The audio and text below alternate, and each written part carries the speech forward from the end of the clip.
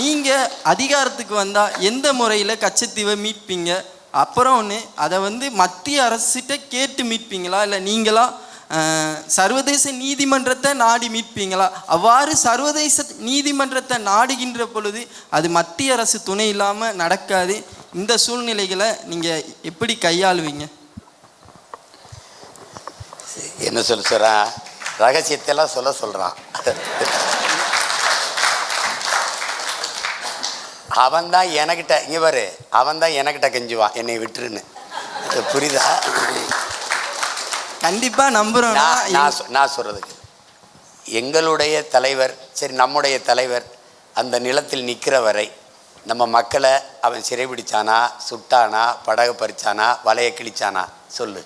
இல்லைண்ணா, கண்டிப்பாக கிடையாது. அங்கே ஒருத்தன் நிற்கும்போது, ஒரு வீர மகன் நிற்கும்போது அவனால் தொட முடியல. இங்கே உங்கள் அண்ணன் உட்கார்ந்த போது அவன் தொட்டுட்டான்னா நீ நிற்க.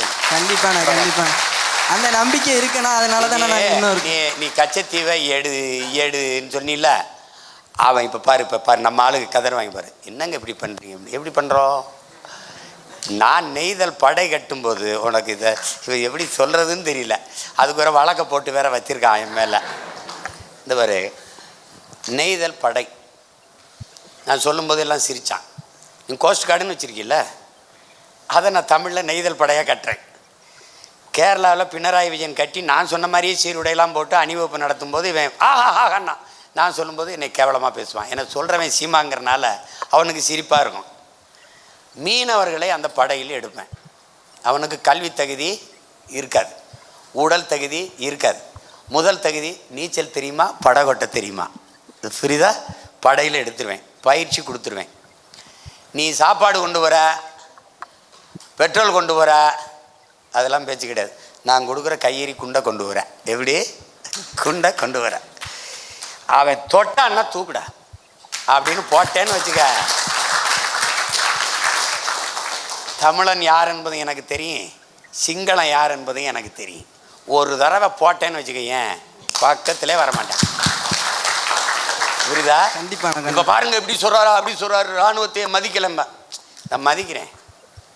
ஆனால் ஒரு தடவையாவது என் மீனவனை தாக்கும்போது நீ தடுத்து காப்பாற்றிருந்தீன்னா நான் மதிப்பேன்.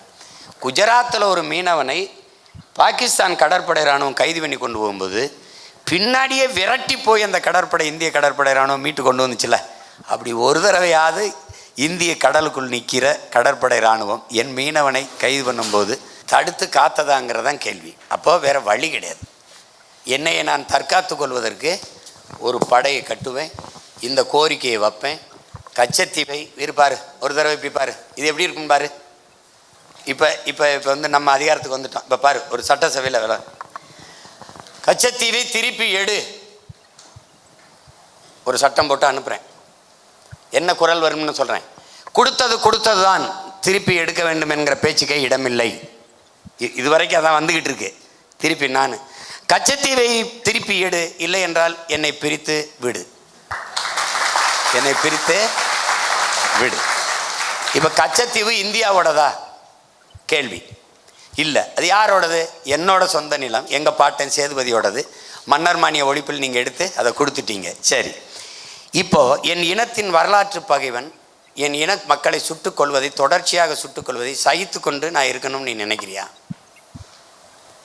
என் இன மக்களை கொள்கிறவன் உனக்கு நண்பன் என்றால் நான் யார்? நான் நண்பனா பகைவனா? என் இனத்தின் பகைவன் உனக்கு நண்பன் என்றால் நான் யார்? இப்போ நான் வேணுமா அவன் வேணுமா? இந்த நாடு நாடாவதற்கு முன்பு இருந்தே நிலைத்து வாழக்கூடிய பூர்வீகுடி மக்கள், இந்த நாட்டின் விடுதலைக்கு தூக்கல தொங்கியும் செக்கிழுத்தவன், இந்த நாட்டின் இறையாண்மை தேசிய ஒருமைப்பாடு கட்டுப்பட்டு வாழ்பவன், வரி செலுத்தி வாக்கு செலுத்தி வாழ்ந்து கொண்டிருப்பவன், என்னை தாண்டி சிங்களின் மீது நட்பு கொண்டாட காரணம் என்ன? இப்போ நான் வேணா என்னை வச்சுக்க, அவன் வேணா அவனை வச்சுக்க. அப்போ கச்சத்தீவை திருப்பி எடு, இல்லை என்றால் என்னை பிரித்து விடு. பிரிவினைவாதி பார்த்தீர்களா, அதற்குத்தான் அவருக்கு ஓட்டு போடாதீர்கள், வெல்ல விடாதீர்கள் என்று சொல்லும். இங்கே வா, இங்கே வா. என் தாய் நிலத்தின் ஒரு பகுதியை எடுத்து நாட்டோட சேரு என்று சொல்லுகிற நான் பிரிவினைவாதி, கொடுத்ததான்னு சொல்கிறேன் நீ தேசியவாதியாடான்னு கேட்டால் யார்கிட்ட பதில் இருக்கும்னு சொல்லு. இன்னைக்கு கூண்டுக்குள்ளேருந்து இந்த சேவல் கூவுறதுனால நீ கண்டுக்காமல் போகிற, கூரை மேலே ஏறி ஒரு நாள் கூவுனன்னா நீ என்ன பண்ணுவ? பதில் சொல்லித்தானே ஆகணும், இதுதானே ஆகணும்.